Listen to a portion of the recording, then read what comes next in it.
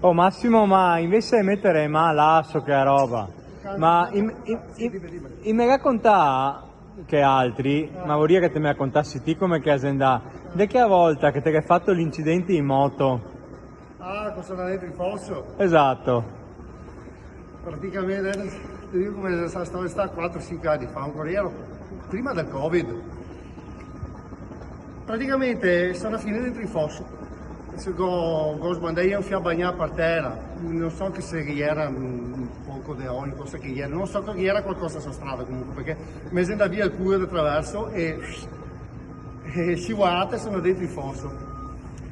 So come sono dentro il fosso, non mi sono fatto un granché, un po' di strisce e roba, sono venuto su e si passava per terra una cosa in macchina, una moretta, e si era fermato e ho detto, oh Cristo santo, cosa è successo? Ti sei fatto male? Ho detto, no, dai, sto abbastanza bene, che faccio, no? Io ero pronto ovviamente perché insomma quello sì, io devo allenarmi anche così, mi ha detto ma caspita guarda che te hai un strissone qua sul collo e difatti sentivo brusare qua sul collo e dopo aver detto che hai altri strissi anche sulle mani e allora mi ho detto sì ma dai non c'è niente di grave, e ho detto guarda mi sono infermiera e abito qua avanti 100 metri, te monti un attimo in macchina con me, te porto a casa, te medico al manco che così al manco ti si disinfetta, medica.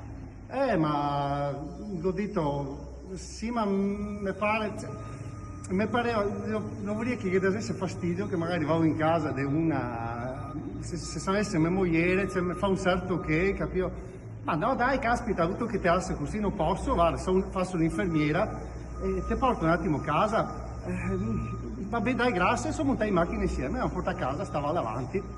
Andiamo dentro, attacca a medicarmi, qua sul collo, fiattino in mano, e dopo mi ho detto, madonna, caspita, guarda che è un strissone anche qua sulla schiena, e ora mi medica anche sulla schiena, e ho detto, sì, ma guarda, basta così, guarda, tranquilla, perché mi fa un certo che, ma perché? Ho detto, sono un'infermiera, se devo curarti, cioè, cosa che sei? Sì, ma se sapesse mia moglie, so che gli daria fastidio sta roba qua, gli faccio. Beh, ha detto, ma guarda che non c'è niente di male, cioè, cosa che sei? Se devo medicare, non sai che... Ma poi scusa, dove sei tua moglie adesso? Io ho detto, guarda, se non sei venuto su da sola dal fosso, sono qua dentro il fosso.